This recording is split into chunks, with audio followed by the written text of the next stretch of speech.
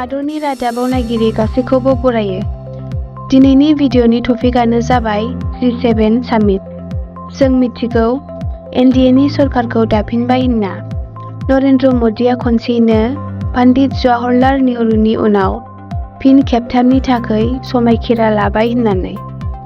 नाथाय दिनै प्रधान मन्त्री नरेन्द्र मदिया समायखिरा लाखांनायनि सानथामनि उनावनो इटाली हादोरसिम दावगालांदों।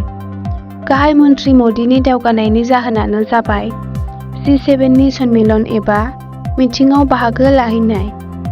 नरेन्द्र मदिया 13 जुन बिस्थिबार सानखालि इटालीसिम दावगालांदों।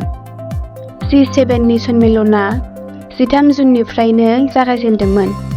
नरेन्द्र मदिया मैया एबा 4 जुननि नैथि सेसन इन्डो-पेसिफिक इकनमिक सिकिउरिटि सावरायनायनि सायाव बाहागो लादोंमोन। निउयर्क टाइम्सनि बादिब्ला देग्लायनि G7नि सावरायनायनि गाहाय बिसयानो जाबाय रासिया इउक्रेन आरो इजराइल हामास हादरनि दावहानि सायाव। देग्लायनि G7 सामिटनि गाहाय एजेन्डाफ्रानो जाबाय सेथियाव रासिया इउक्रेन वार, नैथियाव development in the Middle East, थामथियाव आफ्रिका, ब्रैथियाव एनार्जि, बाथियाव आर्टिफिशियेल इन्टेलिजेन्स, दथियाव सिचुएशन इन एसिया पेसिफिक, स्निथियाव ग्लबेल इकनमिक सिकिउरिटि। दानिया फैदो G7आ मा बेखौ मिन्थिनानै लानि।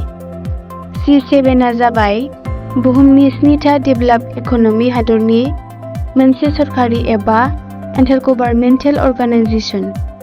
G7 माने 7था हादरनि मोनसे ग्रुप एबा ग्रुप अफ 7।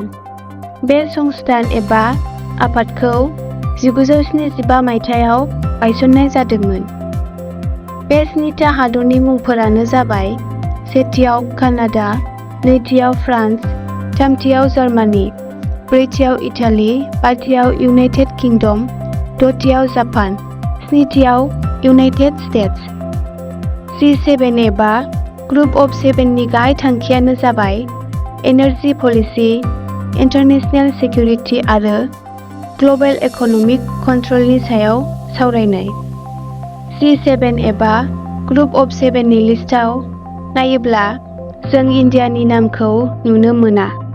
अब्लाबो जोंनि हादरनि गाहाय मन्त्री नरेन्द्र मदिया देग्लायनि G7 सामिटआव सहैदों। मानोना नरेन्द्र मदिखौ बे G7 सामिटआव इटालीनि गाहाय मन्त्री जियर्जिया मेल'नीआ इनभाइट खालामदोंमोन। थिग बिब्दिनो G7नि लिस्टआव गैयै गुबुन गुबुन हादरनि गाहाय मन्थ्रिफोरखौबो इनभाइट खालामनाय जादोंमोन। भिडिअखौ नायनानै मोजां मोनदोंब्ला like, comment, share and subscribe खालाम। Thank U.